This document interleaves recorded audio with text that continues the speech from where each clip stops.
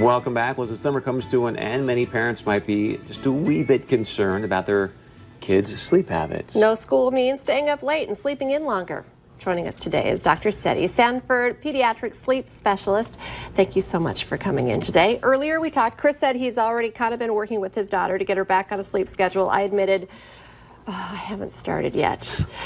Can you talk a little bit about where parents should get started? Because there needs to be some changes as we move into the school year, correct? That's right, that's right. Well, staying in North Dakota in a winter state, obviously, you have shorter winter and lengthier summer compared to southern states. So obviously it's more affected for our states, usually. So knowing how much sleep is necessary for your child, which also varies from age to age, is very important for us. So it varies somewhere from about 11 to 14 hours when you're very young, a toddler.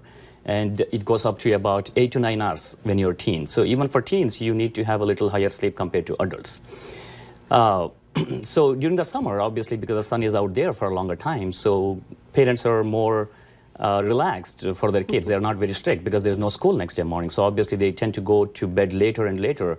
Now, in this technology world, obviously, most people, in the day they're playing, in the evening time, they're playing in front of the computers and all. So that delays their bedtime more. So they go to bed later. Certainly, they have to wake up later because the brain needs its sleep. So it's going to take its sleep, how much ever is necessary for individual person. So it's not actually so hard that as we think, advancing their bedtime back to their school time. There are only two techniques which you could use. So if your child is going to bed before midnight, then it's very easy for them to advance the bedtime by about 15 to 20 minutes every alternate to 3 nights. Let's say, for example, if they're going to bed at 11:30, so from tonight you can make it 11:15 or even 11 o'clock. Now, once you know that they're going to fall asleep sooner, then about 2 days later, then make it 10:30 and then 10 o'clock, so until your desired bedtime is achieved. But the most important thing to remember is wake-up time is extremely important at this time. So wake-up time is the one which actually resets your sleep-wake cycle, which is a circadian rhythm. So if their wake-up time has to be at 7 a.m. in the morning, then they have to wake up at 7 when you're advancing the bedtime too. So usually they're sleep deprived because of the reason why you're waking up sooner, but you're delaying their bedtime. And then when they're advancing, then they get a good duration of sleep. The other way to do is if they are falling asleep later, like past midnight, then this is not an ideal approach because it will take a long time. So what they could do is they don't sleep that night, if possible, and don't take any naps in the daytime, just go to bed next day night. And then wake up at 7. So pull an all-nighter, you're saying? Correct. It's about 1.5 days, but most teens can really do that, and that just fixes in one day. You mentioned something, there's a lot of research out there about like the phones and the tablets. How much of an impact does that have on keeping you awake, and how early should you remove that from a little physiology, if you need to know about that. Now, the blue light is the one which needs to be blamed, not just the technology by itself.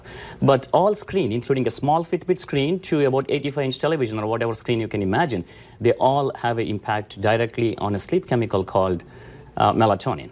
And many people actually take melatonin as a supplement, but it's really not necessary. If your sleep hygiene is very good, you really don't need any of those things.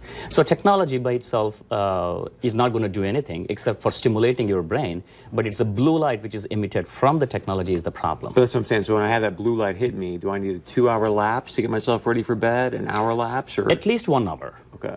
At least 1 hour. Okay, talk a little bit about that sleep hygiene. What are some of the changes that you should make to help your child, calm down, get ready for bed? Right. So obviously, as you said, technology is the biggest thing. So avoiding technology by 1 hour before the bedtime and reading some books or something which can calm them down right before the bedtime is very important. Having a good sleep routine is very important. In how you do that, it's up to you and individual family. But the way you have to do every day, the similar fashion is very important. Now, you cannot change the sleep routine, so it has to be the same way. Taking a warm shower right before bedtime is also going to cool your brain down, so it will put you to sleep. Having a cooler temperature in the room is also very important rather than warm temperature. The warmer the room it is, the sleep deprivation is more. Okay. We just have like 30 seconds.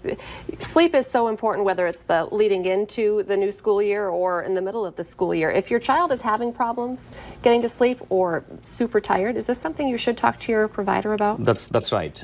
So if they are not getting, say, if they are sleeping for a good duration, still waking up tired in the morning, then that is something they should talk about.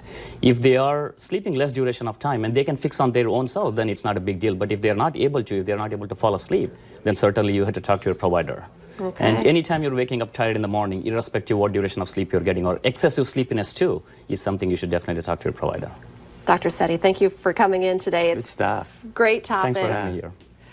Coming up on today's show, Front Street Tap Room is stopping by to talk about what's coming up in fall beers.